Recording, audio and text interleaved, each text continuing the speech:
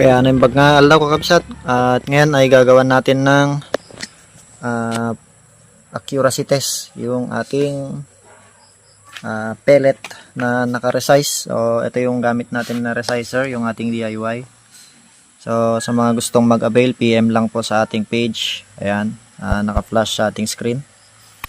Ayan, paki-like and follow na rin po. Ayan. So ngayon gagawan natin groupings test ulit. Ito yung ating target.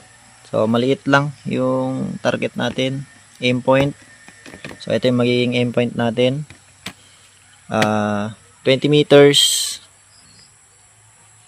Ayan, 20 and 40. Or yung dating target natin 45 yards. 40 or 45 ba yun? So ayan, bale dalawa. And then dito naman sa mas malapit 20 meters. So, ito ilalagay natin na target doon. So ito yung mga narasize natin. Ayan, so 5.5 yung ating size. So hindi na siya 5.4 dahil binago natin yung inner diameter ng ating resizer para maging 5.5. Ayan, ito yung gamit natin, DBBR barrel. So testing natin ngayon ang kanyang groupings. Ayan, so tig 3 shots lang tayo, tig 3 shots bawat ayan, target. Okay, so i-set up lang natin yung ating target doon sa distance natin. Ayan, so bale dalawang pwesto. So ayan, iwan natin yung ating camera sa mismong target para makita natin actual yung ating groupings. So ito yung ating laruan. Ayan. So ito na rin pala yung shroud natin, DIY. So naglagay lang tayo ng mas makapal na sticker kasi prone siya sa gas-gas dito sa dulo. So naglagay tayo mas makapal para hindi siya gaanong nagagasgas. Ayan. So maganda pa rin naman ang performance, walang sabit. Basta't maganda ang pagkaka-align. Ayan. Walang sabit, walang gasgas yung dito sa harap. So wala naman siyang naging problema. Ayan. So set up na natin yung ating target. Idikit lang natin.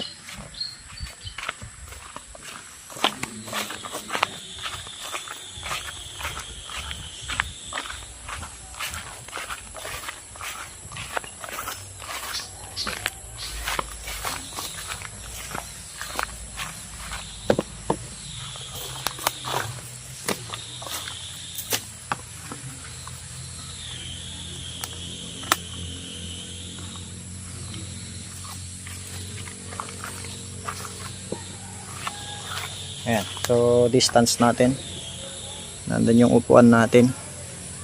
Set up natin yung ating camera dito sa tabi para makita natin actual yung ating patama.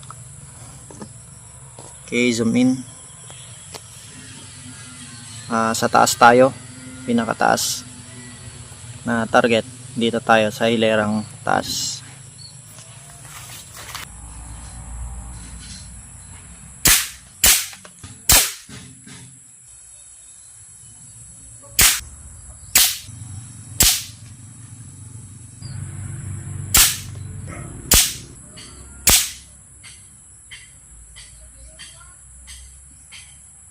Okay, so ito yung naging groupings natin. So ganun talaga yung ating laruan, ano. Medyo sa first 3 to 5 shots medyo iba-iba, ano.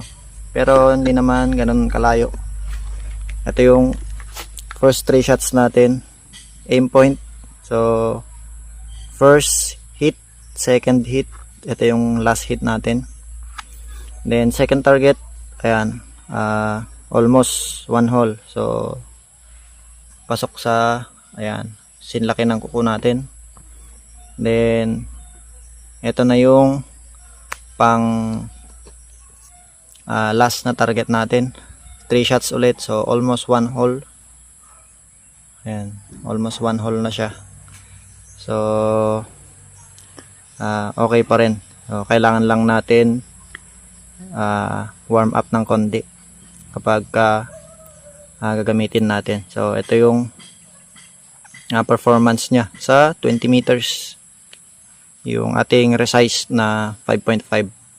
So next naman natin ay itong target natin sa baba, lipat natin sa kabila, mas malayo.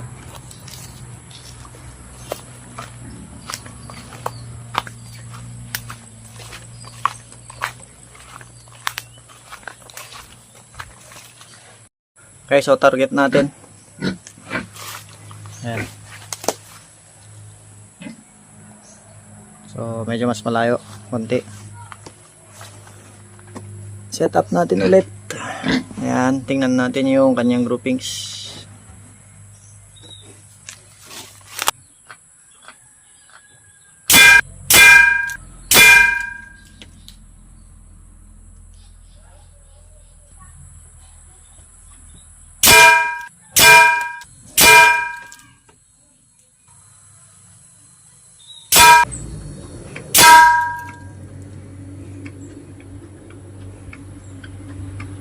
Okay, so ito yung setup natin. Ayan, nakapatong lang yung ating lala na ganyan, wala tayong gato. So yung distance natin ay 20 meters at 40 yards yung isa. So hindi natin alam kung ilang exactly meters. So nasa 40 yards mahigit. So ito yung patama natin sa 20 meters kanina. Ayan. Then ito naman yung ating 40 yards. So unang target natin, ganda ng ating groupings, almost 1 hole sa Astro. Astro yung gamit natin. So yung ibang pellet natin dito may mga ibang na deform, may mga konting deform sa kanyang ulo. So expect na natin na hindi maganda yung magiging patama natin, pero kahit papano, ayan. So pasok pa rin sa piso. Ayan, pasok pa rin siya sa piso. Pangalawa, pasok pa rin. Pangatlo, ayan. So ito yung groupings test natin sa 40 yards.